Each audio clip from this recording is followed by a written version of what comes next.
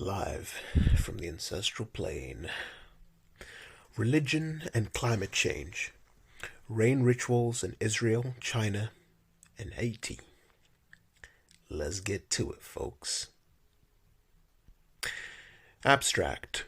Human populations confront three distinct climate challenges. 1. Seasonal climate fluctuations. 2. Sporadic climate crises. And 3. Long-term climate change.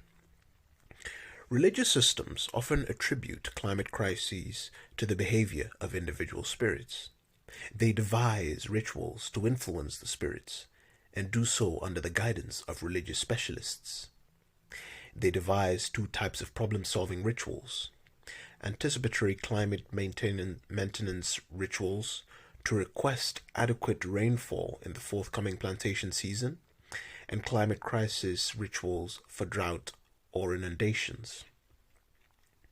The paper compares rainfall rituals in three different settings: Israel, Judaism; Northwest China, ethnic village religion; and Haiti, Vodou. Each author has done anthropological fieldwork in one or more of these settings. In terms of the guiding conceptual paradigm, the analysis applies three sequential organic analytic operations common in anthropology: detailed description of individual ethnographic systems. One is detailed description of individual ethnographic systems. 2. Comparison and contrast of specific elements in different systems. And 3. Attempts at explanation of causal forces shaping similarities and differences. Judaism has paradoxically maintained obligatory daily prayers for rain in Israel during centuries when most Jews lived as urban minorities in the diaspora before the founding of Israel in 1948. The TU of Northwest China maintain separate ethnic temples for rainfall rituals not available in the Buddhist temples that all attend. The slave ancestors of Haiti, who incorporated West African rituals into Vodou,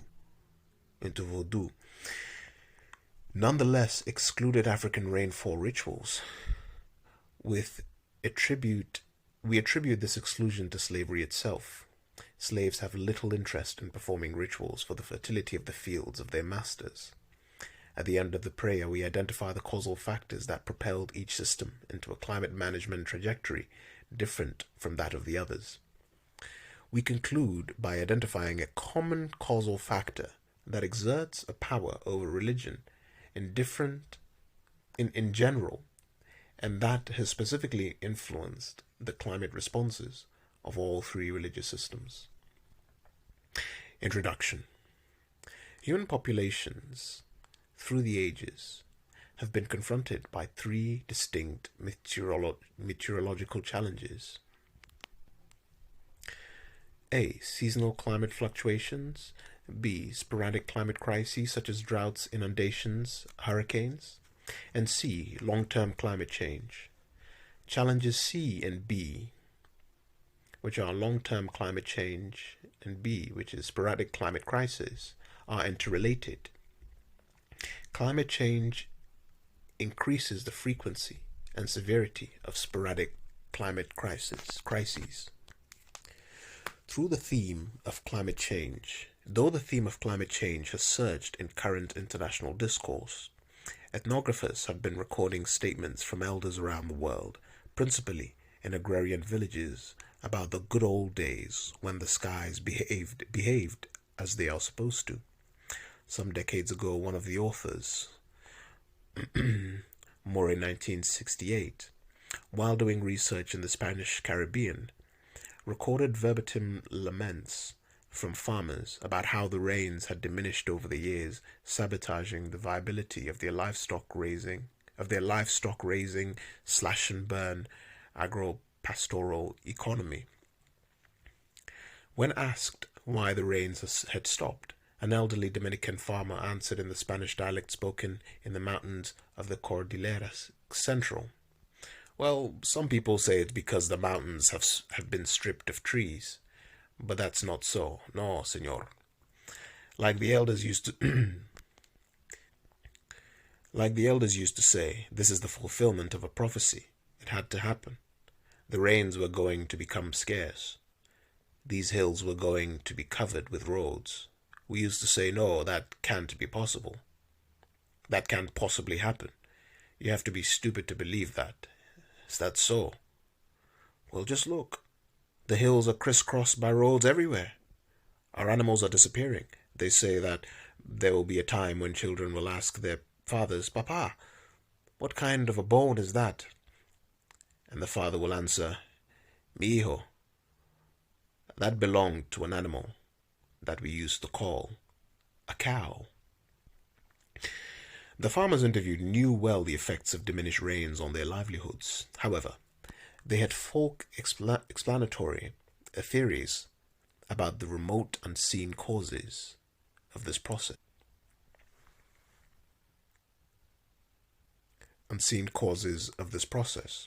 Additionally, as has been true of populations around the world, both normal climate fluctuations and aberrant weather crises are viewed as under the control of an invisible but powerful spirit world. It should also be noted, even popular awareness of anthropogenic factors do not preclude the attribution of climate change to supernatural beings. The Dominican farmer cited above knew well that it was a sawmill company, not the Dios of his Catholicism, that transformed the mountain ecology with lumber extraction roads. Farmers also know that the long-term decline in rainfall is somehow related to the removal of tree cover. That does not, however, prevent the inclusion of invisible spirits as remote causal agents of the crisis. Humans cut trees and build roads, but the invisible spirit world has power to guide or permit the human behaviors that are the immediate efficient causes of climate crises. It is here that religion has entered throughout human history. In these pages, religion is defined as a cultural subsystem with cognitive, behavioral, and organizational components.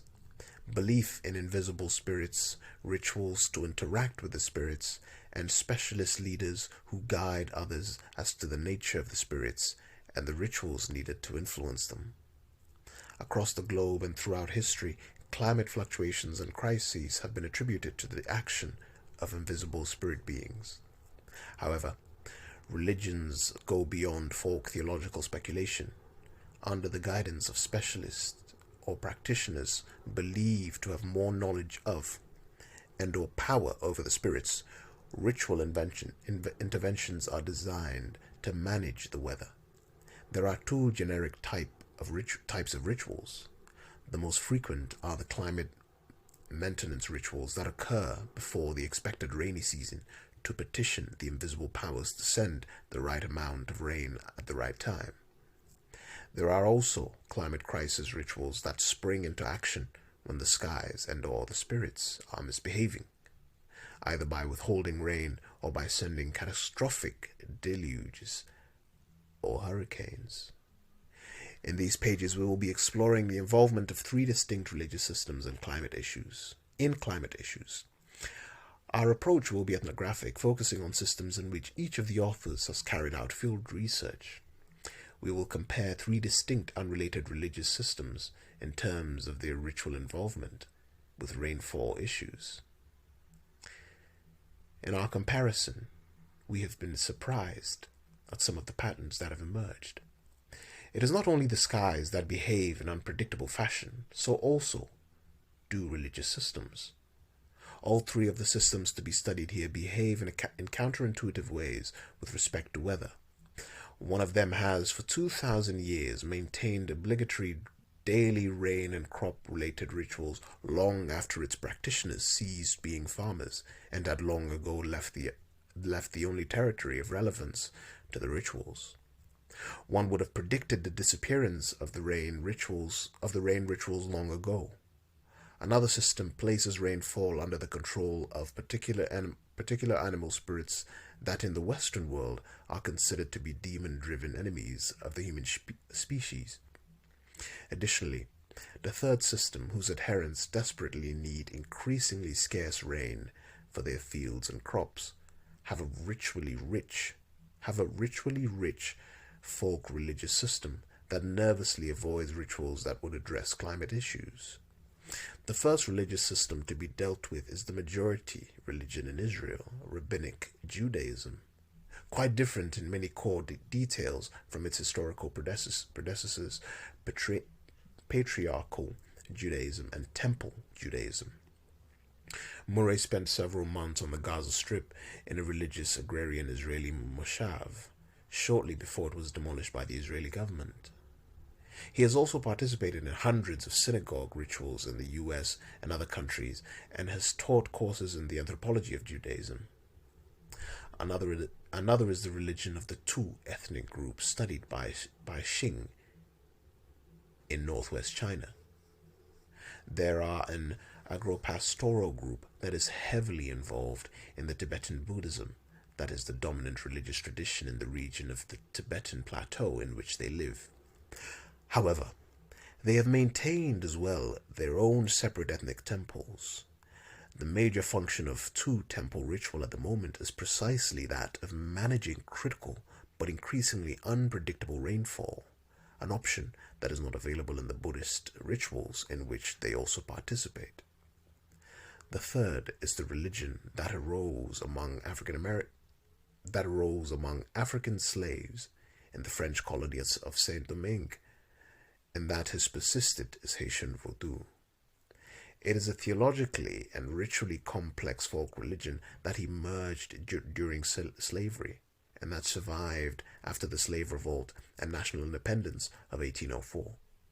Murray spent nearly 2 years in a village where Vodou was practiced by some 60% of the village population.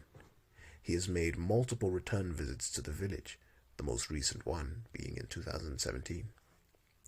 Both authors are anthropologists. Our methods were accordingly based on observations and interviews carried out in the local languages, Hebrew in Israel, King Haihua and Mandarin in northwest China, and Creole in Haiti. In Haiti, Murray in addition carried out 100% surveys of the entire village, including questions that dealt with involvement in Vodou. Our goal in these pages goes beyond ethnographic description. We assume that the structure of religious belief and ritual is not a product of cultural whimsy. The evolution of religious systems is driven by causal factors, at least some of which can be tentatively identified. We will venture into explanatory efforts at the end of the article. After first presenting some basic ethnographic information on each of the systems, in the end, we will identify some factors that may help explain the counterintuitive trajectories into which the different religious systems have veered in their shifting cultural evolutionary involvement with rainfall and crops. We will see that the response of religious systems to climate crises is governed not only by climate fluctuations and ecological factors. The nature of ritual responses to rainfall is also governed by socio-political factors that operate independently of objective environmental factors. We will see that the exercise of state power has affected all three systems. Israel, Judaism and climate concerns.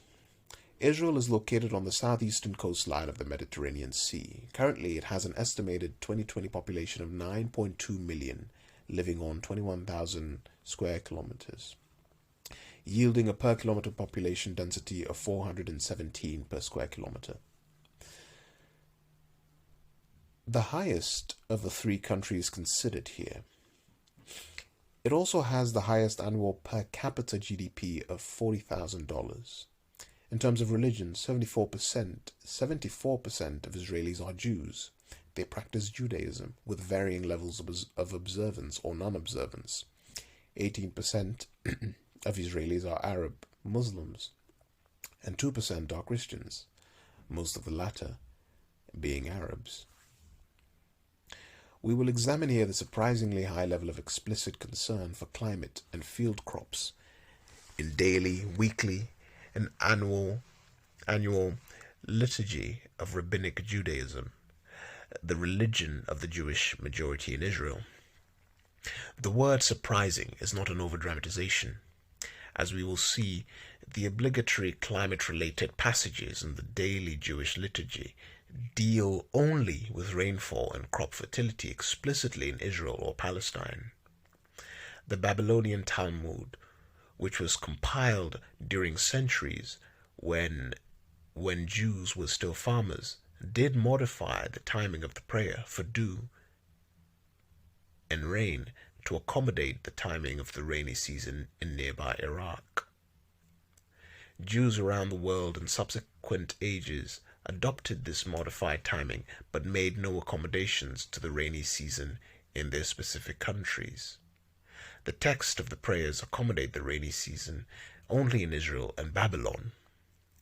However, for some 2 millennia, before massive Jewish immigration to British-controlled Palestine, and as of 1948 to the State of Israel, almost the entire Jewish world lived as urban minorities in diaspora countries around the world, engaged in non-agrarian pursuits. Their prayers for rain in Palestine, which they recited word for word from the synagogues of urban Europe, North and South America, North Africa, and elsewhere, would have benefited the Muslim farmers who replaced the Jews several centuries ago. Did diaspora Jewry entertain sustained conscious humanitarian concern during centuries for the Muslim farmers of Palestine? It is unlikely. The counterintuitive survival of these prayers demands first documentation and then explanation. Rabbinic Judaism and its predecessors. To place Judaic weather prayers in historical context, it is useful to distinguish 3 historical phases of Judaism. Patriarchal Judaism was the religious system that emerged under 3 founding ancestral figures described in the book of Bereshit, or Genesis, of the Hebrew Bible: Abraham, his son Isaac, and his grandson Jacob. Biblical texts describe them all as livestock raisers. None were farmers. The principal ritual offered to the Hebrew god was the centralized animal sacrifice, carried out by the founding patriarchs on stone altars constructed on hilltops.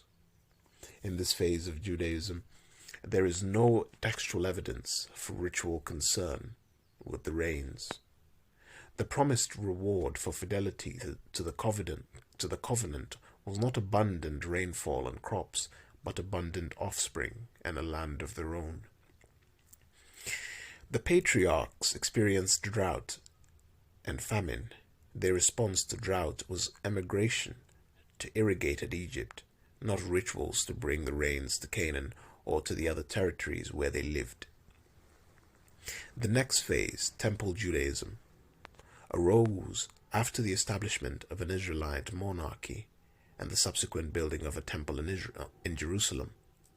At that time, the Hebrews, by then called Bnei Israel, children of Israel or Israelites, were no longer pastoral nomads, but hillside farmers, with livestock as a secondary pursuit. The core ritual of Temple Judaism continued to be animal sacrifice. It was, however, restricted. It could be done only inside the Jerusalem temple and could be performed only by hereditary priestly caste.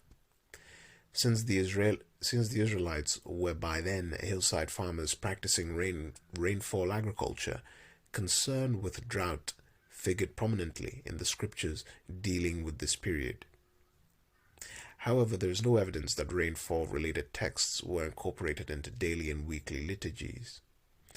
The core of Temple Judaism focused on thrice annual pilgrimages to Jerusalem for animal sacrifices in the temple, not on the daily synagogue liturgy, including prayers for rain, that is performed today. All of this changed when the temple was destroyed for the last time by the Romans in 70 CE and Rabbinic Judaism emerged. The Jewish priesthood could no longer function in their major role, animal sacrifice. The new leaders who emerged were the rabbis, who had been scholars and teachers in the centuries when the temple stood. Formerly of less authority than the Jerusalem high priesthood, the rabbis eventually found themselves in the position of leadership, vacated by the now unemployed sacrificial priesthood. The rabbis preserved Judaism by switching the focus from animal sacrifice. Rabbinic Judaism focused and still focuses on daily and weekly prayers in the synagogue, study of sacred texts, and meticulous observance of behavioral commandments and prohibitions. It was under the rabbis that rainfall concerns were incorporated into the heart of the evolving Jewish liturgy. For centuries after the destruction of the temple, Jewish farmers continued to live in Palestine under foreign Roman and later Byzantine rule. Because they were farmers, rainfall concerns were built into the newly constituted daily and weekly synagogue liturgies. The rebuilding of the temple and restoration of animal sacrifice in a messianic future is a theme that was incorporated into the evolving Jewish liturgy. However, Judaism switched its ritual focus.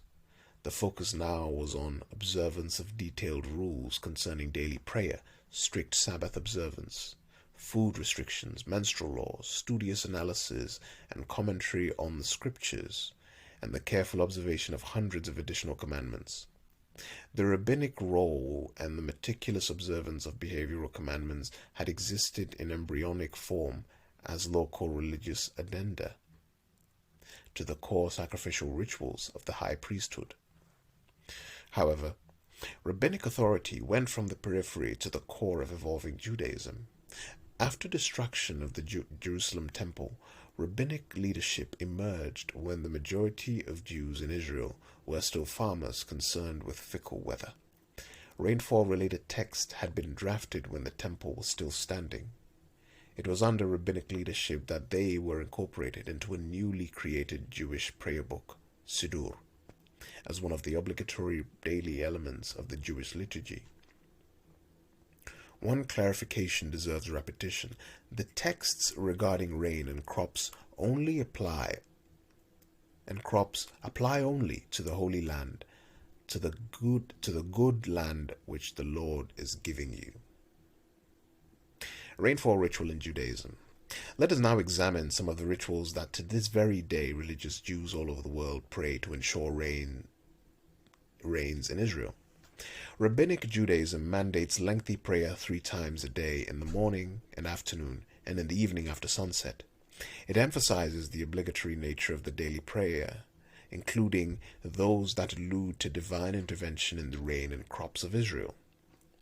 Though of little direct relevance to Jews in the diaspora, they have been prayed by Jews, almost all of them in the diaspora, for 2 millennia. There are at least 4 distinct elements of climate-related ritual in the Jewish prayer book, 2 of them part of the obligatory daily prayers: the Shema Israel, the Amidah, the prayer for rain, and the prayer for dew. The first is recited twice daily, the second thrice daily. The third and fourth are each recited once per year when Israel's rainy season is about to begin and end. Rain Passage 1. The Shema Israel, twice daily weather-related ritual in Judaism. The core of the Shema Israel consists of a brief invocation. Hear, O Israel, the Lord is our God, the Lord alone, followed by 3 scriptural passages. The second one, from the 11th chapter of Deuteronomy, focuses on rain. And it will be, if you will hear and obey my commandments that I am giving to you today, to love the Lord your God and to worship him with all your heart and with all your soul. I shall give rain for your land at the proper time, the early rain and the late rain, and thou shalt harvest thy grain, thy wine, and thine oil. And I will give grass in thy fields for thy cattle, and thou shalt eat and be sated. Take care lest your heart be lured away, and you turn astray and worship other gods and bow down to them. For then the Lord's wrath will flare up against you, and he will close the heavens so that there will be no rain, and the earth will not yield its produce. And you shall swiftly perish from the good land which the Lord is giving to you. This passage has been read in public services twice a day by religious Jews, minimally for 1,200 years, and possibly for 2 millennia. Several things should be noted. As the text indicates, the promises and threats apply only to the land of Israel, to the land which the Lord is giving to you. If you disobey, you will perish from the good land. The passage specifically mentions the crops, grain, wheat and barley, grapes and olives, that are among the most important in the agriculture of the pre-monarchic Israelite farming tribes that inhabited the climatically challenged hill country east of the region's coastal plain. What was the divine logic behind a puzzling gift of a climatically challenged promised land where the flow of milk and honey was so easily jeopardized? The same Deuteronomic text explains why the Israelites were to practice rainfall agriculture rather than more prosperous irrigation agriculture. For the land that you are entering to take possession of, it is not like the land of Egypt, from which you have come, where you sowed your seed and irrigated it like a garden of vegetables. But the land that you are going over to possess is a land of hills and valleys, which drinks water by the rain from heaven, a land that the Lord your God cares for. The eyes of the Lord your God are always upon it, from the beginning of the year to the end of the year. In other words, God himself would see to the watering of Israelite fields via rainfall. Unlike Egyptians with their irrigation systems, Israel instead would have to look up to heaven and trust God to supply water. This meteorological reminder has been repeated twice a day by religious diaspora Jews for close to 2 millennia. Rain Passage 2, the thrice daily Amidah, the standing prayer. Along with the Shema Israel, the Amidah is the second core element in the Jewish daily prayer book. It consists of 19 blessings, one of them inserted later as blessing 12. The Amidah is recited silently by obligation 3 times a day in a standing position facing the Temple Mount in Jerusalem. When praying in a morning or afternoon minyan, a required quorum of 10, the prayer leader recites the Amidah out loud. After all have said it silently. References to divine intervention in the climate of Israel occur in the 2nd and 9th blessings. The wording, however, has to be changed according to the season. During Israel's rainy season, blessing number 2 praises God because he Mashiv Harwak Umorid Hageshem brings the wind and causes rain to fall. During the dry season, either those words are omitted or in certain Sidurim, God is praised because he Morid Hatal brings down dew. The worshipper must be sure to use the proper climate passage in the proper season. If a person makes a mistake and praises God for marshalling wind and rain during the dry season, the entire Amidah has to be repeated again from the beginning. Wind and rain could be harmful outside of their season. If the one praying mistakenly asks for dew instead of rain during the rainy season, there's less danger of grave harm, and the prayer need not be repeated. Whereas blessing number 2 of the Amidah simply praises God's power over wind and rain, blessing number 9 contains an explicit repetition concerning crops and moisture. During Israel's rainy season, the wording is, "Bless this year for us, O Lord our God, and all its crops, and give dew and rain as a blessing on the surface of the soil." As with blessing number 2, during the dry season, the word rain is omitted. In some Sidurim, even dew is omitted. The frequency of these climate-related prayers is astounding. Religious Jews all over the world recite blessing number 2 21 times per week. Blessing number 9 is recited 18 times during ordinary weeks, being omitted on Sabbath and festivals. Taking into account the Shema Israel and the Amidah, the frequency of obligatory explicit climate prayers in Judaism is substantially greater than has been documented in any other known religious system. Rain Passage Complex number 3, the seasonal prayers for rain and dew. There are, however, other prayers as well. Rainy season begin only once a year in Israel, usually in October or November.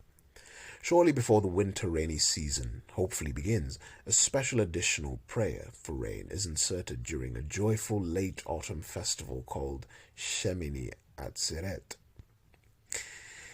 This particular rain prayer, which was drafted later during the Common Era, has an anthropologically interesting twist to it. It alludes to an angel, Af-Bri, who is master of the rain. In the evolution of Rabbinic Judaism, the number of angels was multiplied beyond the 4 who are mentioned by name toward the end of the Hebrew Bible. Angels were conceived as having been given dominion by God over different natural phenomena. The angel Af-Bri, A-F-B-R-I, is the Sarmatar, master of rain. No prayer is directed to the angel himself. The prayer is to God, requesting that he instructs the angel Af-Bri to distribute rainfall and to soften the wasteland's face when it is dry as rock. Crisis measures when the hoped-for rain does not materialize.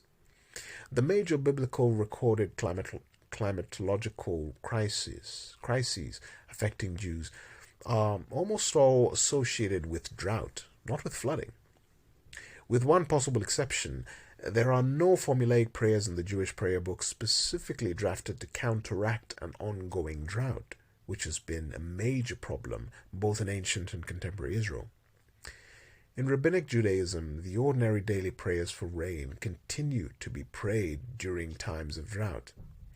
Under the rabbis, during the Second Temple period and after, one standard response to drought was collective penitential fasting combined with the recitation of prayers, many taken from the book of Tehillim, Psalms. The Talmud also describes a particular Jewish wonder worker who brought rain in times of a persistent drought in the Holy Land during the 1st century BCE. Honi Miagel, Honi, the circle drawer, drew a circle on the ground, stood in the circle, raised his eyes, but probably not his fist, and warned God that he was not leaving the circle until God sent rain. A tiny sprinkle came. "Not enough," shouted Honi. A deluge came. "Too much." The entire population of Jerusalem had to flee up to the Temple Mount because of the flood waters. Finally, the right amount came. Some rabbis wanted to excommunicate Honi from his dangerous impertinence. However, common sense prevailed, and they backed off. What if the rain suddenly stopped? Some commentators give a more benign interpretation of why Honi was not excommunicated. The rabbis admired him for treating God as a father who can be badgered by his child. Whatever the case, in accordance with Jewish theology, the Talmud indicates that it was not Honi but God himself who produced the rain. To summarize, for 2 millennia, urban religious Jews all over the world have been in effect petitioning for rain in Palestine 3 times a day. It should be noted, this does not mean that the focus of Judaism is the weather. It is simply being pointed out that whatever is considered to be Judaism's main focus, it is an empirical fact that climate issues are raised several times a day. Several times a day. If there has been a religion more concerned with the weather than Judaism, it has not yet been documented. The paradox is that virtually none of those diaspora Jews who for centuries prayed for rain in Palestine would have benefited directly if the prayers were literally answered and the rain fell on Muslim farms. We will show in the analytic conclusion that, in fact, despite the surface content of the liturgical texts, the diaspora Jews were not in fact praying for the well-being of Palestinian Muslim farmers. However, first let us examine the rainfall concerns of two other religious systems. Northwest China, ethnic religion and climate concerns. Background of the two. The two people are members of one of China's 56 officially recognized minority ethnic groups. At present, 2020, there are over 200,000 of them living in different regions of China's northwest, principally within Qinghai province. The importance of rainfall in the religious beliefs and practices of the two is closely linked to their economy. Located on the southeastern edge of the Tibetan Plateau, at an average altitude of 3,000 meters, most two households still make their living from a combination of farming, which is principally wheat, barley, potatoes, and rapeseed, of canola oil, and the raising of sheep, along with some horses, cattle, and pigs. They are therefore highly dependent on rainfall. In Qinghai province, the rainy season is the heaviest in the summer months of July and August, and dwindles substantially in the winter. The rainfall rituals adapt themselves to this annual schedule. Most too regularly attend one or more of the multiple Tibetan Buddhist temples in the area. An outside observer might assume that they were Buddhists. However, they have also retained their own village temples. We will be examining the high level of concern with climate and crop issues in these ethnic temples. Though not a daily concern as in Judaism, climate concerns are one of the factors that have motivated the two to maintain their own ethnic rituals. Whereas the literature on Judaism might fill a library and that of Vodou several bookshelves, the literature on two religion is much sparser. Subsequent to Xing's 2015 detailed study, various aspects of their religious system were subsequently analyzed by Xing and Morey 2019-2018.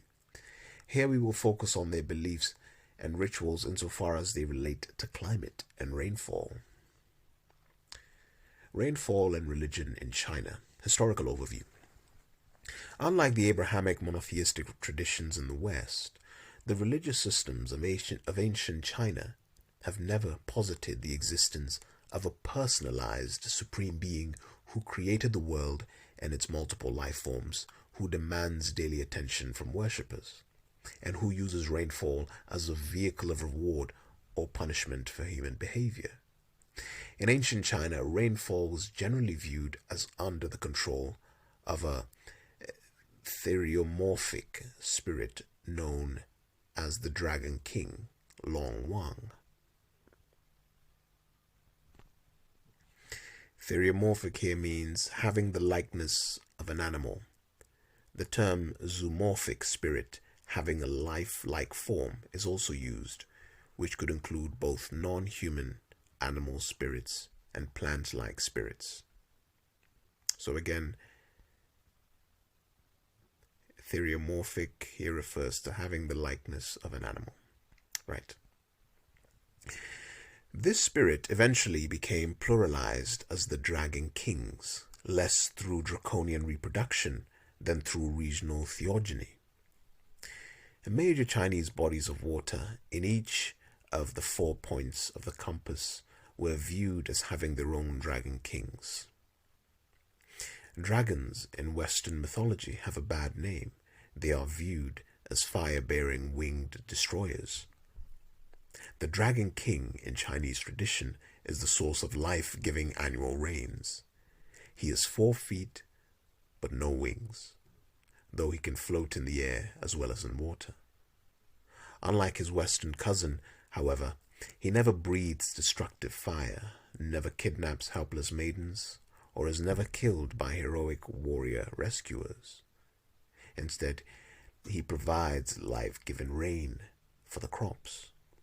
One suggestion is that the choice of the serpentine dragon as a symbol of rain may have derived from its shape that mimics that of a rainbow. Cartwright's passage in the Ancient History Encyclopedia sums up the meteorological role of the dragon in ancient China.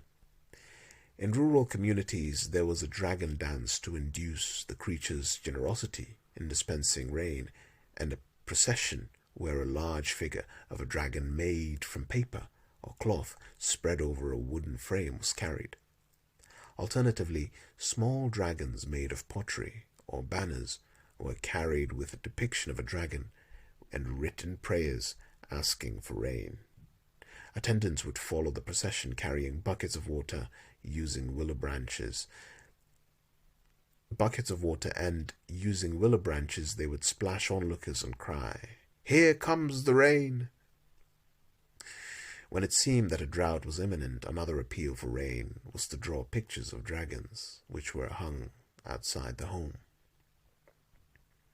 We shall see below that dragon kings among the two have retained this essential connection with weather.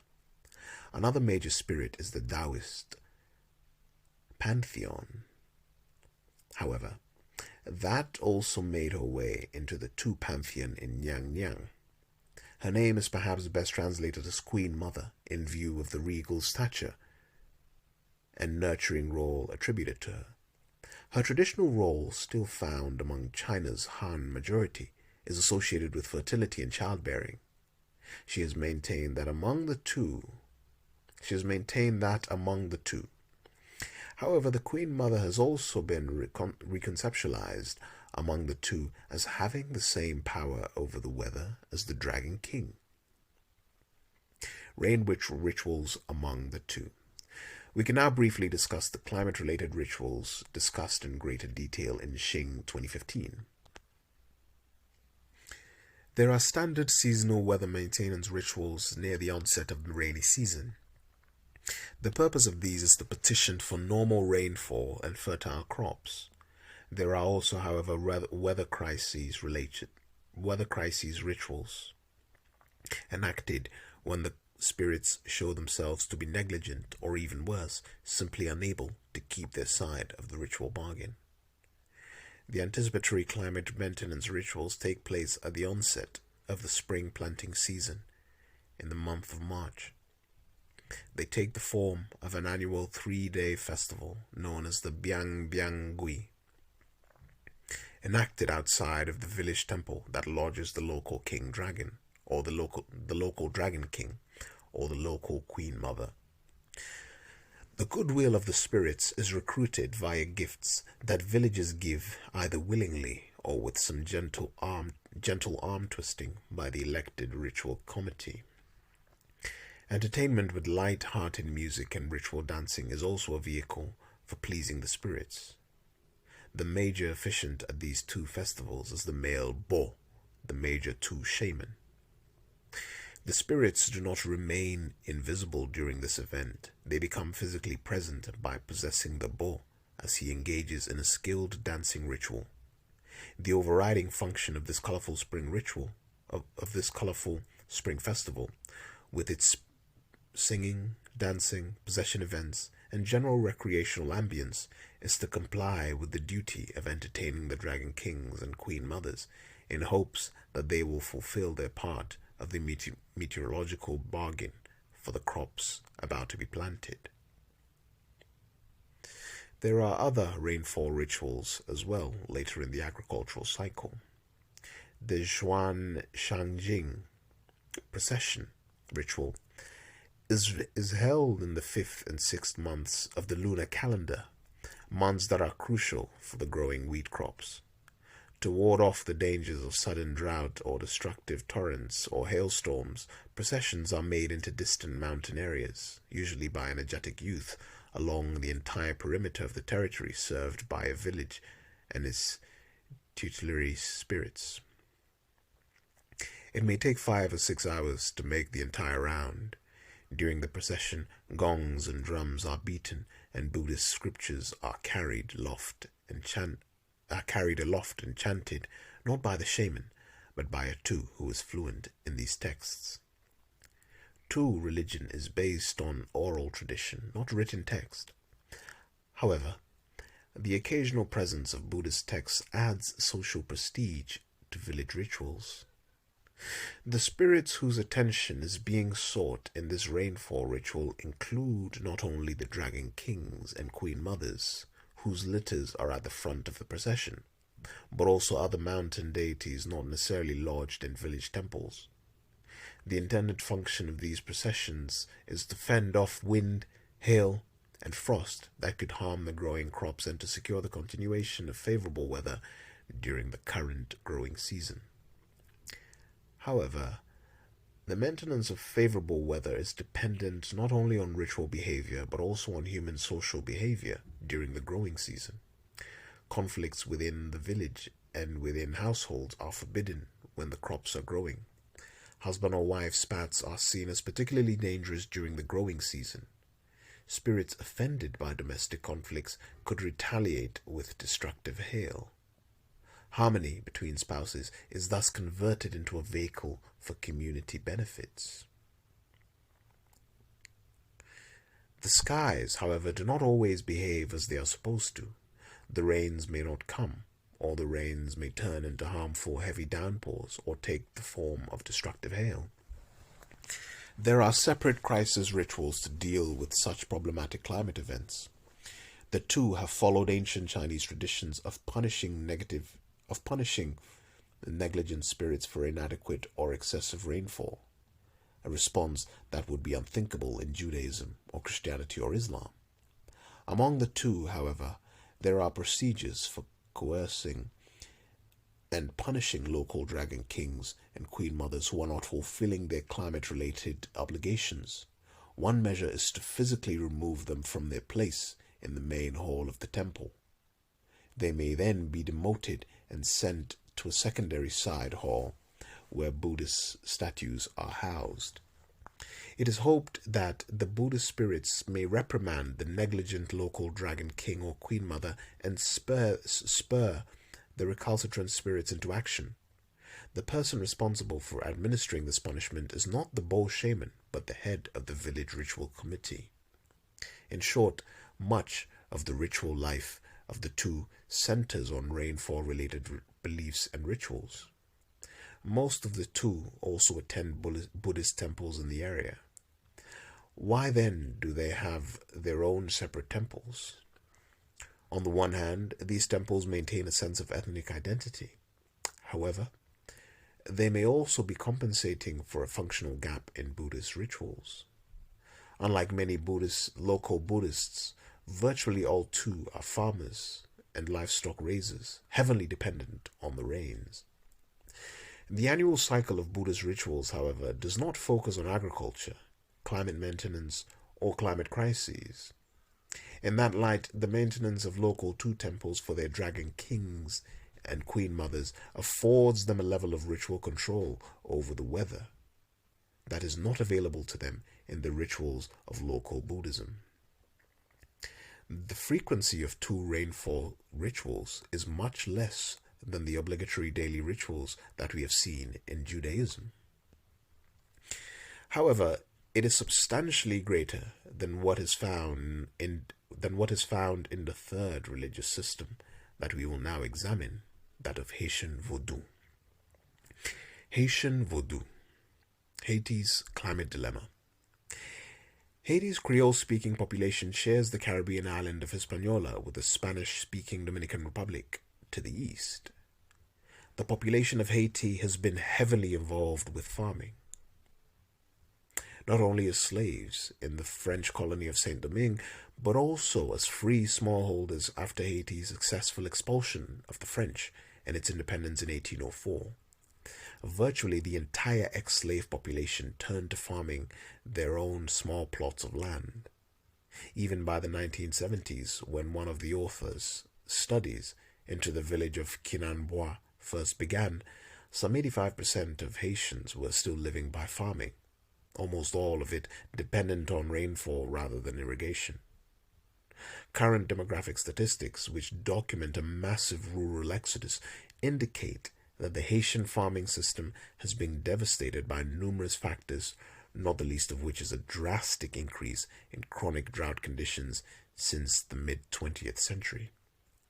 The dramatic impact of climate change on rural Haitian life has been recently documented by Staub et al. 2020. Only 38.1% of Haitians are still involved in agriculture. It is more than Israel's 1.1% and even China's 27.7%. But much fewer than throughout much of Haitian history. The majority have abandoned the farming sector for life in urban centers or unskilled overseas labor. Climate change is one of the factors that has played a role in that exodus. At the beginning of the article, we cited a Dominican farmer who commented on the dwindling rains.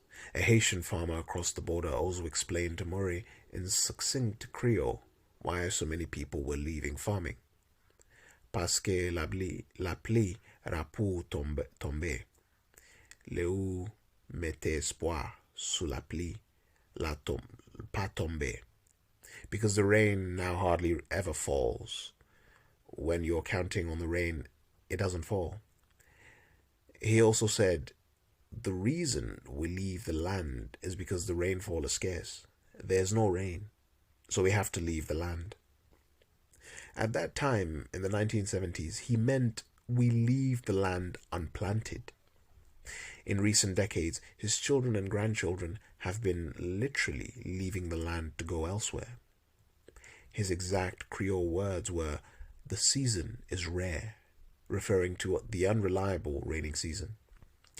Others, referring to drought, say literally, the time is blocked, meaning the rainy weather is blocked.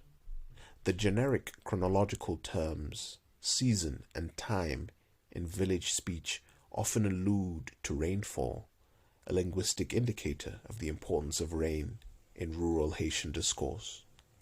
The height of the village's rainy season comes from March to May. If it doesn't come, there is a problem. However, the opposite problem also batters Kinanbois. Haiti's location in the middle of the Caribbean hurricane belt has made it vulnerable to the opposite climate problem. Residents of the lowland village of Kinanbois often must flee to higher ground when their village gets flooded out by hurricane winds or even unusually strong rainfalls. This, however, is a lesser threat than drought. Though hurricanes occur annually in the Caribbean, their distinct trajectories mean that a given country or region within a country will only occasionally be affected. Haitian farmers can adapt to and with advance notice now prepare for these occasional short-term deluges. Not so with the drought. The increasing frequency of drought conditions during the rainy season has contributed to the destruction of the viability of farming in much of Haiti. Younger generations have left farming en masse to seek alternative occupations, often outside of Haiti. Over the decades since his first research, Murray has written letters for various young adults in Kinanbois to help them acquire visas to the preferred destination, the U.S. With the tightening of U.S. immigration policy, however, dozens of young men in Kinanbois whose parents and grandparents were farmers and market women are now going as far as Chile in their attempts to find wage labor. Climate change is by no means the sole driving force behind Haiti's desperate surge in emigration. However, If the rains were still as abundant as in the quickly fading distant past, farming would still be a viable fallback option, even in the face of the multiple economic and political crises that have battered Haiti in recent decades. It is, however, no longer a fallback option. On the contrary, with a 50% chance in any planting season of losing one's crops to drought, the best option for young adults is to leave Kinanbois to seek wage labor elsewhere, preferably outside of Haiti. This would logically enhance the probability of rainfall rituals. If the evolution of rainfall rituals in a society is causally linked to the level If the evolution of rainfall rituals in a society is causally linked to the level of rainfall insecurity, we would have expected Haitian farmers to incorporate into their religious systems an even greater emphasis on rainfall rituals than what we have shown for Israel or China. For reasons that we will explore, the opposite has been the case. Religious systems in Haiti have on the whole not even addressed issues of climate. Adherents of all three major Haitian religions, Catholicism, Protestantism, and Vodou, were found in Kinanbois and in the communities studied by anthropologists. Herskovitz, Metro, Conway, Smucker, and Richmond. Unlike Judaism and ethnic religion in northwest China, however, none of the Vodou practiced in research villages or towns in Haiti builds climate concerns into their core ritual system. In the case of Catholicism and Protestantism, the absence of liturgical concern with rain and crops is no surprise. Unlike Judaism, whose liturgical texts took root in an epoch in which most Jews were ancient Near East farmers, the proto-liturgy of Christianity took shape in the cities of the Greco-Roman world. The ritual world largely continued practicing local pagan religions. The word pagan is, in fact, a pejorative Latin word for villager. Concern for rainfall and crops was felt largely by those that considered was felt largely by those then considered to be lower status illiterate rustics who at the time were practicing local religions. Their concerns with climate were understandably not incorporated into the evolving Catholic liturgy or into its Protestant liturgical replacements. The spirit world of Haitian Vodou. Somewhat more puzzling, however, is the absence of rainfall rituals in Haiti's folk religion, Vodou. Most Kinanbois villages, as well as villages all around Haiti, have practiced their own sui generis rural religion, which emerged during slavery. They refer to it as serving the Loa, the major spirits in the pantheon of the folk religion. Vodou has the three core systemic components that other religions have: spirit beliefs, rituals to interact with the spirits, and ritual leaders who guide and officiate at these interactions. As for the spirit world in Vodou, is dominated by an all-powerful but ritually inaccessible supreme deity called by the French-derived name of Bon Dieu, good God. Most ritual interaction, however, is with two other groups of lesser spirits, the Loa and Lemo. The latter are one's dead parents and grandparents. It is the first group, the Loa, who receive the bulk of ritual attention in Vodou. The names of many of the Loa, such as Dambala, Ezili, and Ogun, indicate that they were brought over by the slaves from West Africa. However, whereas in the African homeland of the slaves, these were names of separate high deities, in the evolution of rural Vodou, the names now refer to separate groups of Loa in different kin groups. The Loa of kin groups in the same region may have the same names and similar characteristics as the Loa of other kin groups. However, They are different spirits. My family, Dambala, cannot help or hurt an unrelated neighbor, and vice versa.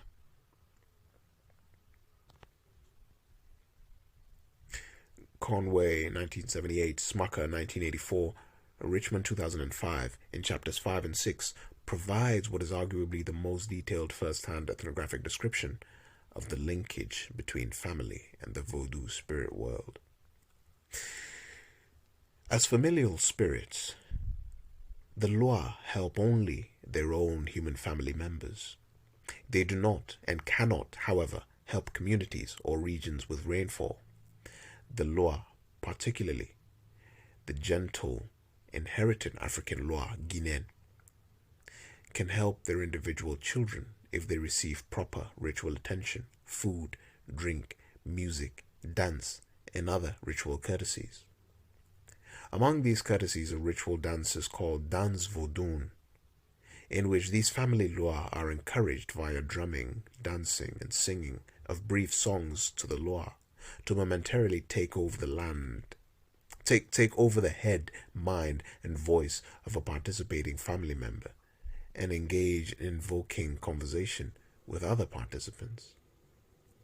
At that moment, it is the Loa who is speaking, not the person referred to as the horse, whom the Loa are momentarily riding. These events usually occur under the guidance of specialists. Male practitioners are called Ugan or Ganga. Females are called Mambo. Those who specialize in sorcery and black magic are usually called Boko.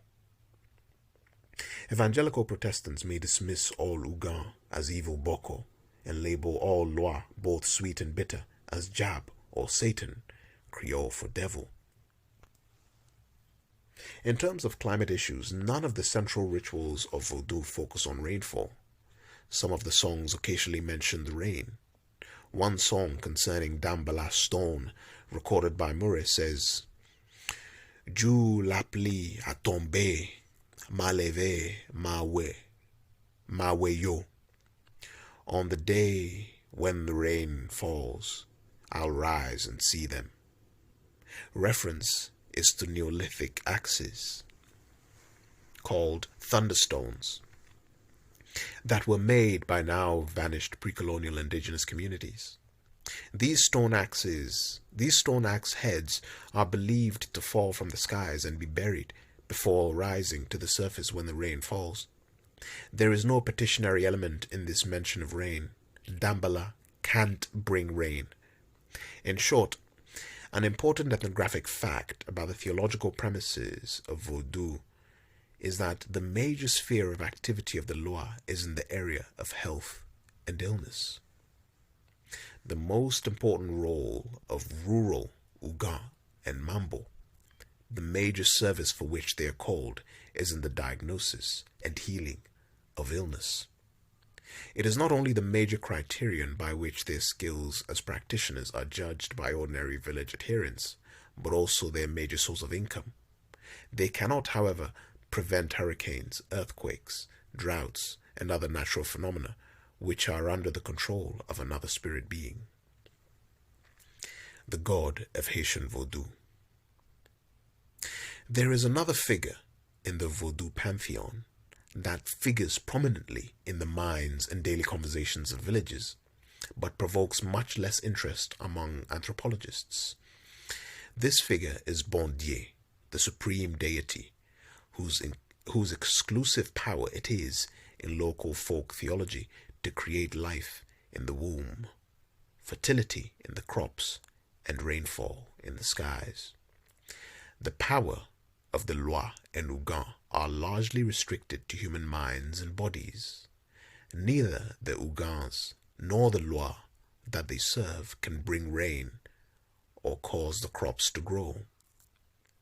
In the folk theology of Vodou, that power is linked to a de facto division of labor that has been established between the supreme being Bon Dieu and the Loa. Power over nature, including rainfall, hurricanes, and earthquakes, is relegated exclusively to Bon Dieu. This concept is by no means limited to Kinanbois. It also comes out in a direct quote from an elderly Vodou adherent that was recorded in another part of Haiti by Herskovits in the 1930s. The Loa are occupied with men. Their task is to cure. They can make a person work better than he otherwise would. When the Loa possess people, they can give helpful advice, but they cannot do the things that God does. They can protect a garden, but they cannot make a garden grow. For streams, rain, and thunder come from God. In village folk theology, that power is reserved exclusively to Bon Dieu, God, in English, who is the supreme deity that is at the pinnacle of the Vodou pantheon. Researchers, however, have shown little interest in Bon Dieu. The colorful, mischievous, and occasionally punitive Loa receive most attention from scholars, particularly foreign scholars. The Haitian scholar Hourbon has written the only book-length treatise on the god figure in Haitian Vodou. Bon Dieu's origins are somewhat mysterious. Because he bears the same name as the god of French Catholicism, it is easy to assume that he has been imported into Vodou from the Catholic religion of the former slave masters, as distinct from the African origin of many of the Loa. This assumption should be challenged for at least two reasons. In the first place, the God worshipped in Catholicism is viewed as a Trinitarian God who became incarnate as a human being and who is physically present in the Eucharist and Mass. None of these features is even remotely a part of the image of Bon Dieu in Vodou. Furthermore, in Catholicism, God is the explicit focus of worship, both in public liturgical activities and in private prayer. Other spirits such as saints and angels are venerated but secondary. Vodou rituals, in contrast, restrict ritual activity to the Loa and the ancestral dead. The Ougans and Mambos do not and cannot officiate at rituals directed to Bon Dieu. There is a paralyzing correlate to this situation. God controls the rain, but there is no access to him in the ritual inventory of the specialists of Vodou. Healing is their specialty. There is, however, a conceptual ploy that permits Ougans to perform magic on nature. Farmers know that God makes the seed and the land fertile. However, farmers also know that once the seeds in a field have begun to grow, a jealous neighbor can approach an Ougan to purchase a jab to transfer the fertile crops to his own garden, or ordinary thieves can enter the field to steal the crops that are ready to harvest. To protect against this, some farmers purchase and prominently display a protective talisman in their fields to frighten off thieves. Some farmers told Murray that to save money, they would make fake talismans that would nonetheless frighten off would-be thieves. Likewise, once the rain clouds have been produced by Bon Dieu, some Ougan can mobilize a jab to ral la pluie, draw the rain away from its intended destination to the fields of a client. Additionally, though Bon Dieu creates the rain, a Loa or Ougan can also mar la pluie, tie up the rain when it is excessive. In short, Bon Dieu is the Lord of life and of nature. However, once rain clouds exist, the Ougan, via a purchased Loa, can steal it away from where God placed it and have the rain fall elsewhere. The ritual gap, the missing rain rituals. Whatever the origin of the Haitian Bon Dieu, his unapproachable throne leaves a ritual gap. The rainfall rituals that we saw in Judaism and in the ethnic religion of northwest China are absent from the otherwise rich ritual repertoire of Haitian Vodou. They are absent not only in Kinanbois. We have also searched the abundant literature on Haitian Vodou, including the detailed ethnographies of Herskovits, Metro, Corlander, Conway, Smucker, Richmond, and others. In the rich inventory of studies of Vodou, there is none that describe rain rituals directed to the Loa or to Bon Dieu as an element of the ritual inventory of Vodou. A reader may legitimately wonder, if there are no rain rituals, why include Vodou in an article on rain rituals? The short answer? Anthropology can and should deal with the absence of rain rituals in a setting where they would be expected. The slave ancestors of the Haitians incorporated most West African ritual elements, drumming, dancing, spirit possession, healing rituals, and others, into the ritual inventory of their slave religion. Why did they exclude rain rituals? The difference between the climate rituals of Judaism and Chinese ethnic religion on the one hand, and the absence of such rituals in Vodou calls out for comment. This ritual gap in Vodou exemplifies an exploration of why religions veer into different trajectories, even when confronted with similar problems. We shall undertake that exploration in the concluding section of the article. Exploration of causal factors. In the opening paragraphs, we indicated that it is not only the climate that behaves unpredictably, so do religious systems. In this final section, we will examine three paradoxes we have encountered in our comparative analysis and explore possible causal factors nudging each system into its particular ritual trajectory with respect to climate. Israel, sacred texts and adaptive allegories for the diaspora. The paradox in Judaism consists of the survival during over a millennium and a half of thrice daily obligatory rituals regarding rainfall and agriculture in Israel that had virtually no relevance to the Jewish people at large, almost all of whom were pursuing non-agrarian urban pursuits in diasporas around the world. We can identify several factors, each of them necessary, but none of them alone is sufficient, that have produced the current pattern of climate allusions in the daily liturgy of Judaism. Ecologically stressed agrarian economy in the Israelite past. There are two major material factors, one ecological, the other economic, that led to the birth of a religious concern with Holy Land rainfall in Judaism. The ecological factor is the historically scarce and fluctuating rainfall regime of the Holy Land.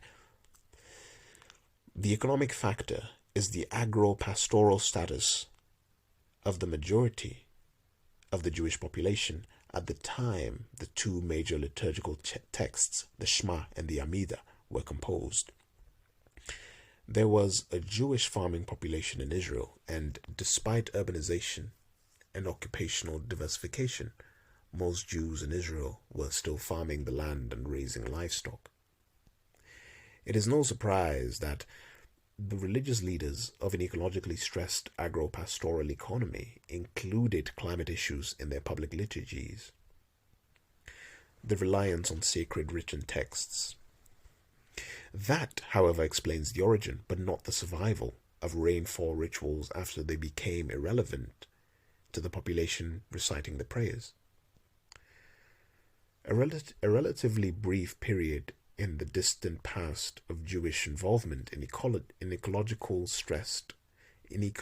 stressed agriculture does not explain the enigmatic survival of these prayers during 2 millennia of Jewish life in the urban diasporas of other countries. Muslim farmers had long ago replaced the Jewish farmers in the territory that was once Israel. The Jews in the urban diaspora for millennia voiced daily rain prayers for Palestine. Did they entertain sustained conscious humanitarian concern for the Muslim farmers of Palestine?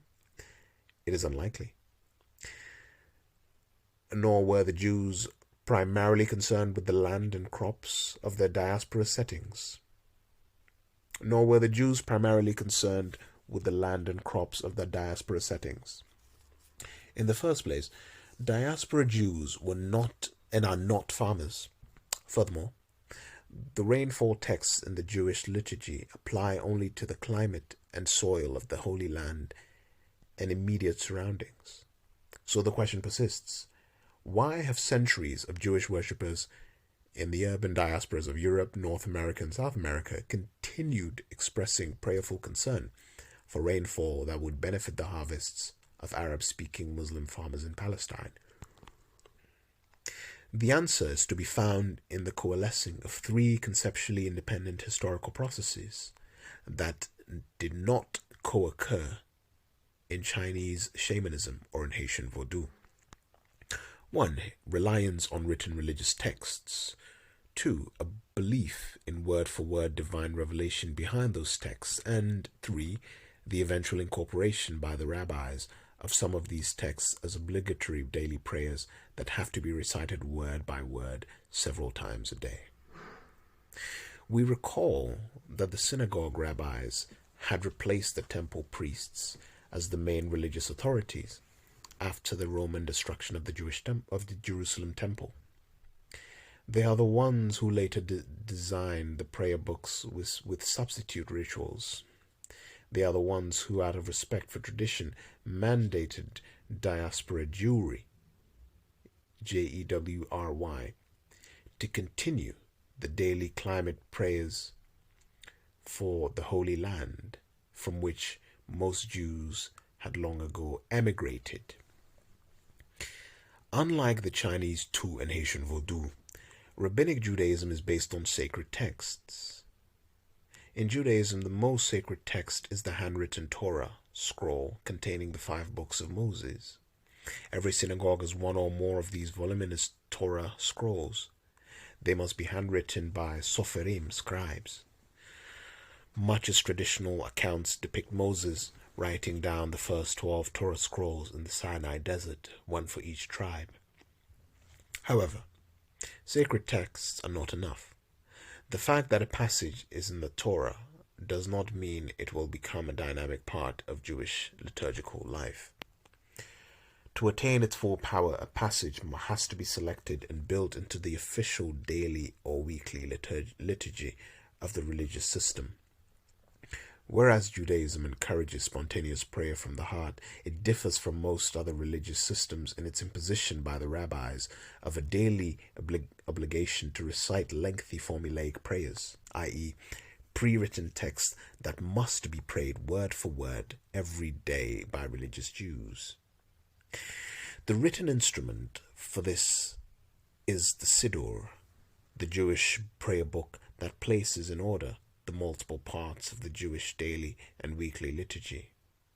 Whereas the Sefer Torah, the Torah scroll, functions as a sacred warehouse containing the entire contents of the 5 books of Moses, the Siddur functions more as a catapult that organizes a subset of texts and prayers that will be shot heavenward several times a day.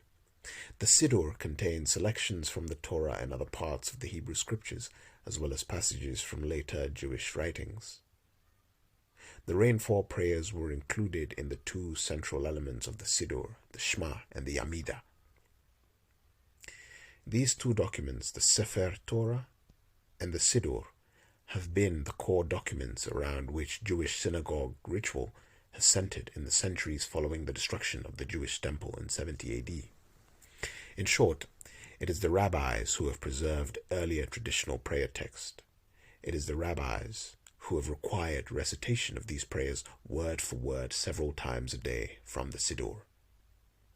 In short, it is rabbinic decree that has perpetuated the expressions of climate concern in Judaism, even when the passages voicing these concerns were of no relevance, or of marginal relevance to the diaspora Jews praying the prayers. The process of rabbinic allegorization. However, contemporary rabbis seem unaware that rainfall in the Holy Land would be of little urgency to Jews in the diaspora. The rabbis have re-established the relevance of these climate texts by redefining the prayers for rain as allegories of something else. For the Jewish worshipper in the urban diaspora, the promise of rainfall and the threat of drought in the Shema Israel are frequently interpreted as a generic allegorical allusion to reward and punishment for obeying or disobeying divine commandments. Donin, for example, spends nearly 2 pages discussing the weather passage in the Shema Israel without a single allusion to rain, drought, or crops. He discusses the text as though it concerned only the generic issue of reward and punishment for obeying or violating the 613 commandments binding on Jews. In other words, climate passages have been converted into an allegory of something else. In a similar manner, modern exegetes of homilists may treat the Amida's request that God bless the year with rainfall as a prayer that God will bless one's business, one's profession, or one's income. The human brain has the creative power to allegorize, to create similes and metaphors, and to see meaning beyond the literary meaning of words. This power is regularly marshaled in Judaism as in other religions with respect to prayers written thousands of years ago in situations that no longer apply. Why not eliminate the prayers when they no longer apply to the current circumstances of the population? Some Reform prayer books have precisely done that. In the world of traditional Judaism, however, this is not feasible, desirable, or necessary.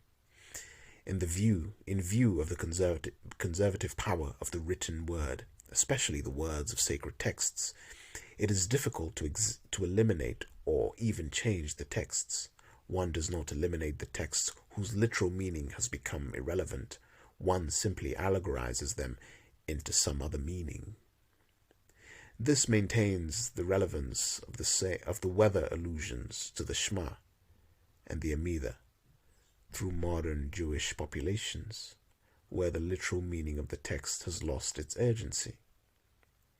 Orthodox Jews, business owners, physicians, or lawyers in Paris or Manhattan have no need for rainfall, for olive groves and grapevines in Palestine. They have none. However, rainfall and drought have been allegorically converted into promises of reward or threats of punishment for obeying or disobeying the commandments. Now that Jews constitute 74% majority in Israel, however, and now that half the Jews in the world live in Israel, the prayers for rain retrieve their original relevance. A particularly serious 5-year drought ended in 2018. Though much farming is now dependent not on rainfall but on sophisticated computerized drip irrigation systems, the main source for these systems is water pumped from the Sea of Galilee, a lake in northern Israel. By 2018, the lake had dropped to its lowest recorded level since 1920 and was just centimeters from the ecological point of no return in terms of salinity. The Minister of Agriculture called for a special day of prayers. The chief rabbis of Israel summoned people to the Western Wall in Jerusalem, Judaism's holiest site, inviting them to pierce the heavens with prayers for rain. They were warned to bring umbrellas. In line with standard procedure for Jewish weather crisis rituals, the day chosen was a fast day. Thousands prayed for rain at the Western Wall, in synagogues throughout Israel, and in the diaspora. It turned out that no umbrellas were needed on that day in Jerusalem. However, as one religious source happily reported, less than a week later, despite gloomy weather forecasts, suddenly the heavens did open and poured down. It rained for days, filling streams and streets till they gushed, and it even raised the Sea of Galilee. For centuries, the rabbis in the diaspora had treated the daily prayers for rain in the Holy Land as allegories of something else. Since the return of Jews to this ecologically vulnerable country, however, the climate prayers for rain have ceased being allegorical. Those reciting them mean exactly what is written. China, modern medicine and state-supported tourism. Returning briefly to the Chinese rain rituals, one of the most striking conundrums is the shrinking and virtual disappearance of the traditional healing function of the Tu shaman and his adoption of the weather-controlled function as the major element in his ritual repertoire. The two functions are not in principle incompatible. The Amida in Jewish prayer, for example, continues to have a blessing for healing of the sick, while another blessing deals with rainfall issues. Why has the Tu shaman, as it were, largely jettisoned one function to pursue the other? The answer involves an unlikely merging of two factors: the spread of modern medical technology, combined with the policies of the Chinese government with respect to ethnic traditions and internal tourism. Decline of spirit healing. A major factor in the transformation of the shamanic role in China has been the spread of institutionalized medicine, both Western biomedicine and traditional Chinese medicine, TCM. The entire Chinese population now has access to hospitals and clinics that specialize in either of those traditions. The Chinese government has made these services widely available throughout China. Few sick people in China today seek out first the service of spirit leaders. That particular market for the Bo's services has radically dwindled. At the same time, it has made public medical services available throughout the country. The Chinese government has, ever since the 1980s, been channeling financial and legal support for 5 officially recognized religions: Taoism, Buddhism, Islam, Catholicism, and Protestantism.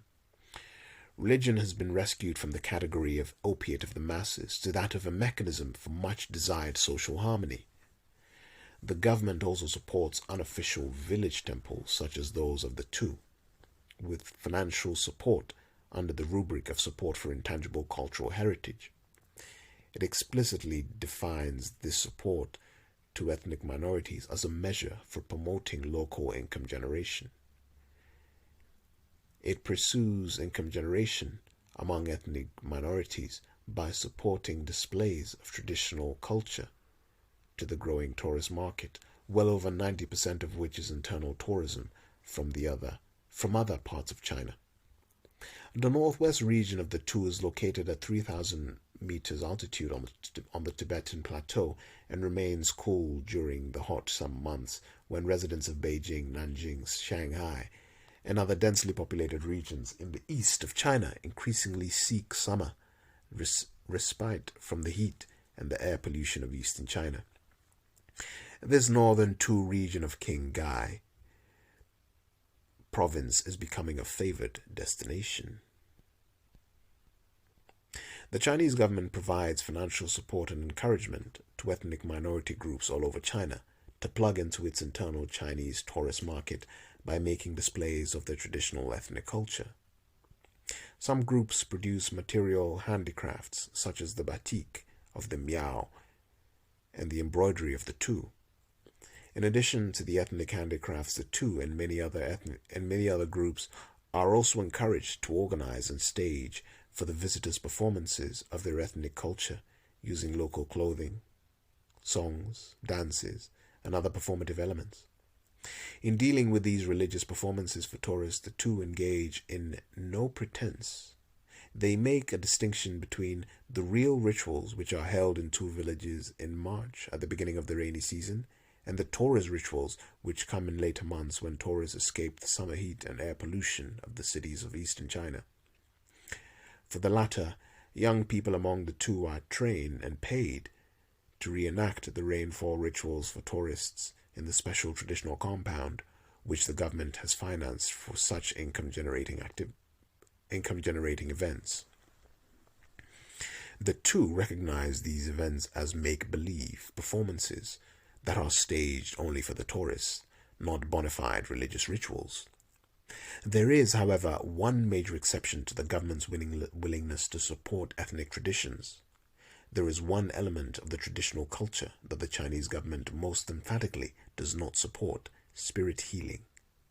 The above-mentioned decline in demand for spirit healing services due to the spread of modern medicine has been accompanied by an increase in the level of scorn, both official governmental scorn and the informal popular scorn, publicly expressed for the incantations and procedures of spirit healers.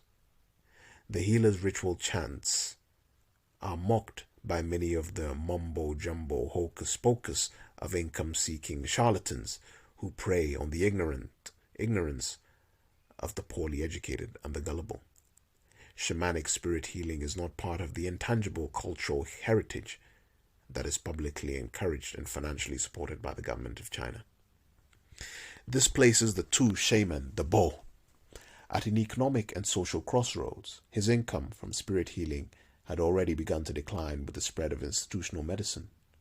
Moreover, the official attitude, as well as the unofficial public attitude, to his spirit healing activities is increasingly negative. He could, in addition, even be punished for practicing medicine without a license. On the other hand, the same authority also encourages the two to stage cultural performances for visitors from other parts of China.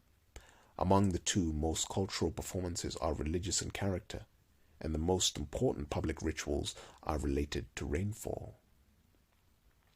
Neither government officials nor urban visitors from Beijing or Shanghai may believe that spirits have power over the rain. However, the rainfall dances and songs are done by two youth as demonstrations of ethnic traditions, not as spiritual rituals.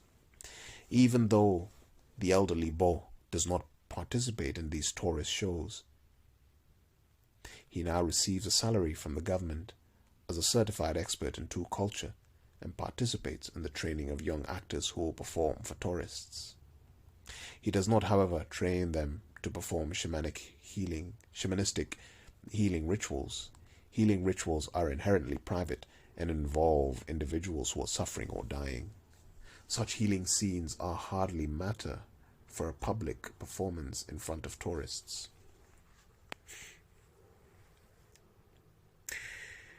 They would provoke mockery. Rain rituals, in contrast with colorful costumes, songs, and dances, are felt to be legitimate manifestations of local culture worthy of display to outsiders and therefore able to generate income, both indirectly for the Bo and directly for the youth trained to enact the performance in front of tourists. These considerations answer the question that was posed. Why have climate control issues replaced healing as the major function of the Bo? Viewed in this context, the choice seems rational. It is no mystery that the Bo has increasingly opted for leadership in collective, governmentally supported rainfall rituals and has largely withdrawn from private, socially marginal, and legally suspect healing rituals. Haiti, the impact of slavery and the stratified theological syncretism. With the two, we were impressed with the growing importance of rain rituals. The opposite enigma was found in Haitian Vodou. We were impressed at the absence of rain rituals. The religions practiced in West African homelands of the slaves did have a rich panoply of elements, spirit beliefs, drumming, singing, dancing, spirit possession, animal sacrifice, healing rituals, rainfall rituals, and many others. As Gumo points out, rain-making rituals were a key element in African societies. Community rainfall rituals were found among the Igbos of Nigeria, many of whom were transported as slaves to French Saint-Domingue. Haitian Vodou incorporated many of the elements found in West African religions, but not the rainfall rituals. The causal impact of slavery. Why were West African climate-related rituals not brought over to Haiti, as were other elements of African religions? Let us change the question. Why should they have been brought over? Why would agrarian slaves, in one of the most vicious variants of European slavery, be concerned with petitioning the spirit world for timely rains for the fields and crops of the masters? Short answer, they were understandably not concerned. Therefore, Though elements of West African ritual, such as drumming, spirit possession, healing, and others, found a place in the evolving Vodou ritual of the slaves, West African rainfall rituals that would have benefited the masters' crops did not. Were these rituals intentionally excluded? Not necessarily. Would it have even occurred to the slaves in their secret nocturnal rituals that were looked on by the masters with suspicion to include rituals for the prosperity of French sugarcane and coffee plantations? It is unlikely. Vodou was reportedly mobilized by the slaves in 1791 as a vehicle of revolt against the French masters, not as a vehicle for ensuring the fertility of the masters' fields. By the time a peasant society emerged after 1804 in post-revolutionary Haiti under the leadership of Creole slaves born in the colony, most of the slaves who had come from Africa as adults were long dead, and any African rain rituals they may have observed were long forgotten. They never entered the liturgical repertoire of Vodou. In short, we propose that slavery was a major causal factor in the exclusion of rain rituals from the birth of Haitian Vodou.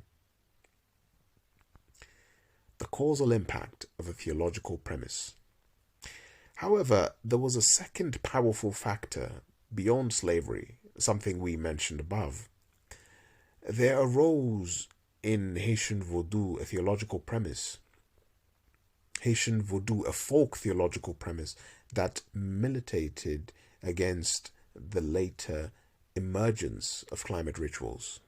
This has to do with what could be labeled stratified theological syncretism, a theological postulate in Vodou that posits an active but inaccessible supreme being who differs both from his African and Euro-Christian counterparts. Unlike the Deus Otiosus of West Africa, the high deities who are too distant to become involved in daily human affairs, the Bon Dieu of Haitian folk religion is an active force, not only in rainfall and fertility of crops, but even in the fertility of humans and animals. Unlike the Christian image of God, however, he is not the object either of public rituals or of private petitions in Vodou. It is viewed as risky even to try. When Murray posed questions to individuals as to how many children they would like to have, the answer was usually, "It is up to Bon Dieu. Whatever he gives me is fine." It was clear from other data that people were not indifferent to the number of their offspring. The question was simply being dodged. Murray tried a follow-up question. "What would you say to Bon Dieu if he asked you how many children you want?" This question was also dodged. Several village women explained, "If you ask Bon Dieu for two children, he may give you 8. If you ask him for 5, he may give you only 1 or none." It is best not to express an opinion. However, we can recall that Bon Dieu not only controls human fertility, he also decides whether there will be rain or drought. By the same folk theological logic, therefore, it is safer not to address climate petitions to him. Therefore, in addition to the slavery factor that, in our view, suppressed rain rituals are the birth of Vodou, the additional folk theological postulate of a powerful but unapproachable supreme being is another factor underlying the absence of rainfall rituals. It is a face of drought, or in the face of a fierce hurricane. In the face of drought, or in the face of a fierce hurricane, or in the face of the 2010 earthquake, the major and safest exclamation heard from Haitian lips is, "Bon Dieu, bon." God is good. Not even the most devoted Vodou adherents pepper their daily speech with affirmations that Dambala is good or Izili is good. In contrast, Bon Dieu bon is heard on the lips of Haitians of all religious groups. However, no collective Vodou petitions are issued to Bon Dieu by Hougans or their clients, and certainly no collective complaints are voiced. Bon Dieu bon God is good. It is the safest to leave it at that. It is safest to leave it at that. Summary and conclusion. Identifying a common causal force. The impact of state power on the evolution of religion. In this final section, we will discuss a unifying theme that has informed the evolution of all three systems. Response to state behavior. In all three systems, a macro-political variable, the behavior of the state, not directly linked to ecological concerns, has exerted a major impact on the evolution or suppression of rain rituals. We can summarize the dynamics sequentially.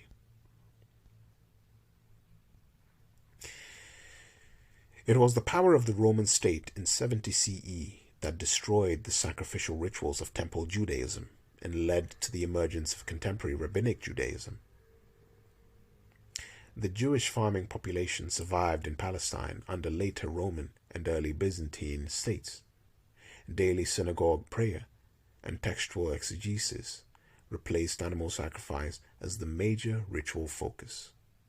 It was at this phase that rain rituals of importance to the Jewish farmers, who were still a majority in Palestine, entered the Jewish prayer book under rabbinic authority. However, the arrival of another state, the Islamic State, in 636 CE, eventually brought an end to Jewish farming in Palestine, as most Jews eventually opted for emigration from the Holy Land. However, since the rainfall passages had become a core element in the Shema Israel and the Amidah prayers, these prayers for rain in Palestine were carried by Jews under rabbinic supervision into the diaspora. No longer of literal relevance, we have seen that the logic of the rainfall passages was preserved by converting them into allegories of reward and punishment for obeying or violating the 613 commandments. As a further causal insight, we can see that the Hebrew language, Siddur, the Jewish prayer book, was a unifying force contributing to the survival of the Jewish population as an ethnic minority under the different states of the diaspora. The invention of printing led to a further homogenization and standardization of different variants of the Hebrew Siddur in different parts of the Jewish world. The daily use of the Hebrew prayer book by Jews who no longer spoke Hebrew as their mother tongue contributed to continuity of Jewish religious and cultural identity in settings in which other groups were absorbed into local cultures and dispersed as discrete socio-cultural entities. Jewish rainfall rituals are part of this historically unusual survival story, as Jews have adapted to different state powers throughout history. We can see different distinct phases of Jewish response to state power. The Roman state destroyed Temple Judaism and paved the way for Rabbinic Judaism. The Islamic caliphates in Palestine led to emigration and conversion of Jews into stateless minorities in different lands. And 3, the rabbinic success in preserving daily prayers in Hebrew for Jews around the world who no longer spoke Hebrew allowed Jews to resist the state-supported forces for religious and cultural assimilation that led to the disappearance of other ethnic minorities. Therefore, rabbinically mandated rainfall prayers for Palestine, recited thrice daily in Hebrew, were among the vehicles that contributed to the unusual survival of Jews as a distinct, self-conscious ethnic group in states around the world that successfully absorbed, diluted, assimilated, and eliminated other ethnic minorities. Impact of state power on ethnic Chinese religion. We have also seen the causal impact of state power on the rainfall element in ethnic Chinese religion. The Cultural Revolution of the 1960s and 70s was supported by the Chinese state. It attempted but failed to eradicate religion from the cultural repertoire of the Chinese population. A turnabout and reversal of Chinese state policy regarding religion, initiated in the late 1970s and 80s, led to the financial support for 5 officially recognized religions: Taoism, Buddhism, Islam, Catholicism, and Protestantism. Ethnic minority religions, such as that of the Tu, are not officially supported by the Chinese state. However, they are discreetly supported via a program to preserve cultural heritage. This support targets features appropriate for theatrical displays to Chinese tourists. We have seen that the rainfall rituals fit neatly into the state agenda. At the same time, a continuing state hospitality toward a major element of folk religions, spirit healing, has contributed to a redefinition of the shamanic role among the two. State hostility to spirit healing force him to downplay his healer role and upgrade his role as a salaried cultural expert who trains younger Tu in the public enactment of rainfall performances for tourists. In short, as with Judaism, ethnic Chinese religion has adapted itself to the shifting manifestations of state power. The adaptations have been quite different. However, both religious systems have adapted to state power. Impact of state power on Haitian Vodou.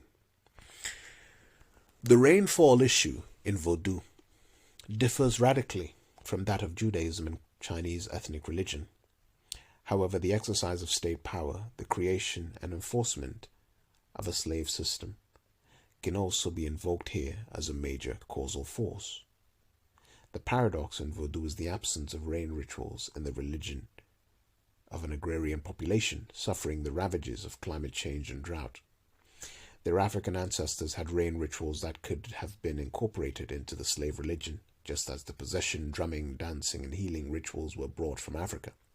However, the rain rituals were excluded. Again, we can look to the impact of the behavior of states, in particular to the state-organized slave system. African states of the Atlantic coast collaborated with European colonial states to capture and sell African slaves. The colonial states in Saint-Domingue organized and enforced the slave labor arrangement.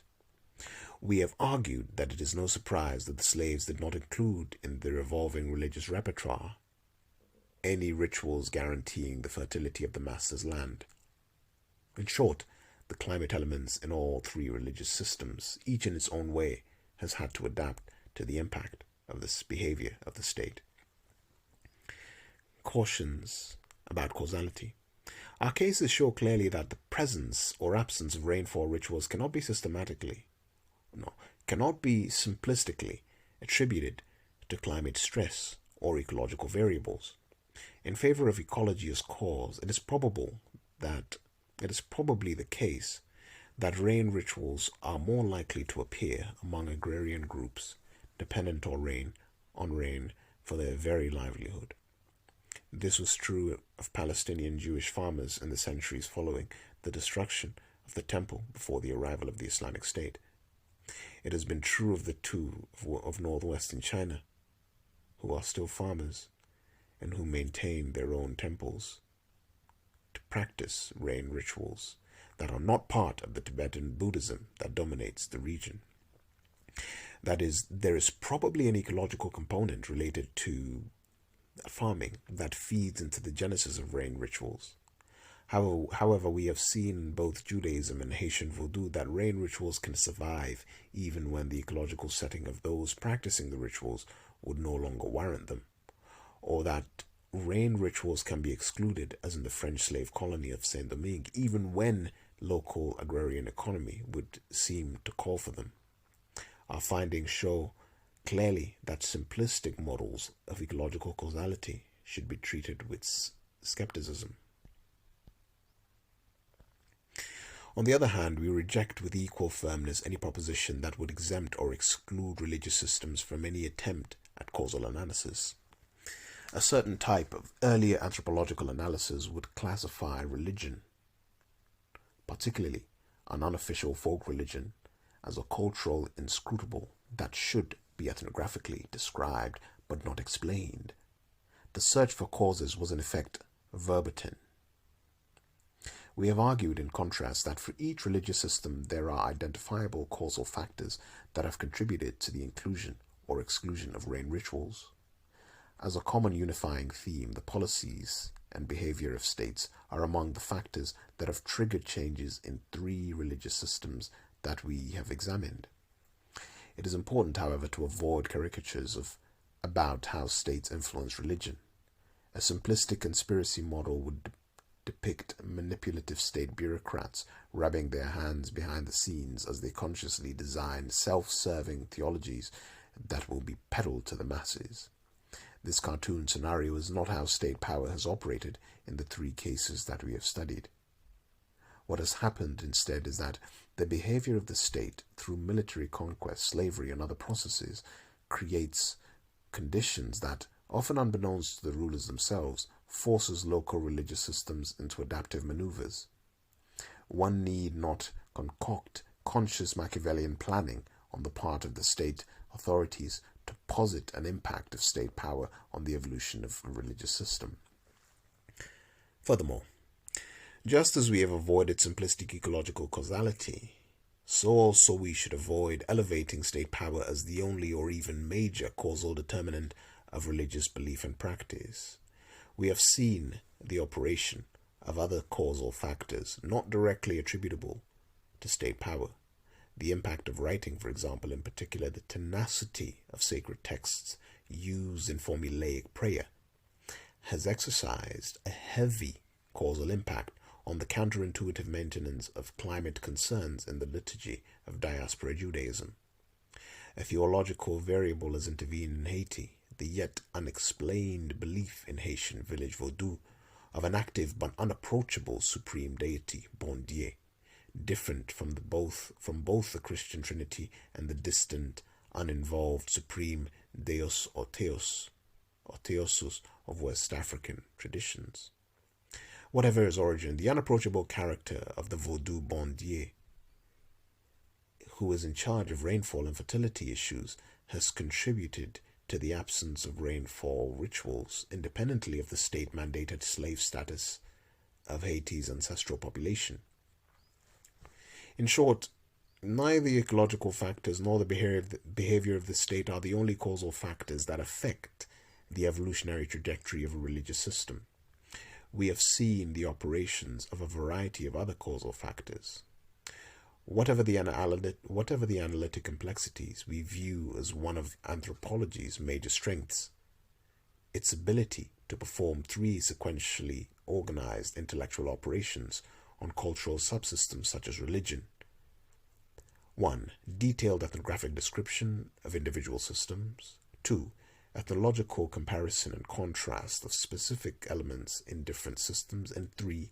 Attempts at explanation of the causal factors that may have contributed both to the similarities and to the differences among systems.